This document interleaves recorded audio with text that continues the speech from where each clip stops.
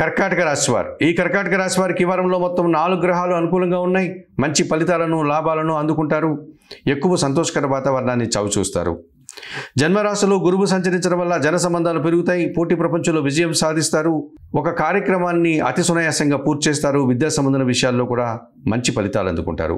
తృతీయంలో శుక్ర సంచారం వల్ల స్త్రీజన సహకారం బాగా ఉంటుంది. నిరాడంబరంగానే చాలా పనులు పూర్తి చేస్తారు. శుభ కార్యక్రమాల్లో మీరు పాల్గొంటారు. తృతీయంలో రవి సంచారం వల్ల అధికారుల అండదండలతో మంచి కార్యక్రమాలు చేస్తారు. అభివృద్ధిని పొందగలుగుతారు. మీ మాటకు కూడా విలువ పెరుగుతుంది. షష్టంలో చంద్ర సంచారం వల్ల ఒక విషయాన్ని అతి సునాయాసంగా పూర్తి చేస్తారు. మనసుకు నచ్చే సంఘటనలు జరుగుతాయి. సంతోషంగా కాలం గడుపుతారు. అష్టమంలో రాహు సంచరిస్తున్నాడు. దుబారా ఖర్చులు, దుబారా ఆలోచనలు, విదేశీ వ్యవహారాలు కూడా ప్రతికూలంగా ఉంటున్నాయి. మోసపూరితమైనటువంటి వ్యక్తుల విషయంలో జాగ్రత్తలు తీసుకోవాల్సి ఉంటుంది. ఈ రాశి వారికి ఈ వారంలో ఆది, సోమ, గురు, శుక్రవారాలు అనుకూలంగా ఉన్నాయి. దానాలు ఇచ్చేటువంటి క్రమంలో ఈ కర్కాటక రాశి వారు మినుములను శనివారం రోజు పేదవారికి దానం చేయండి.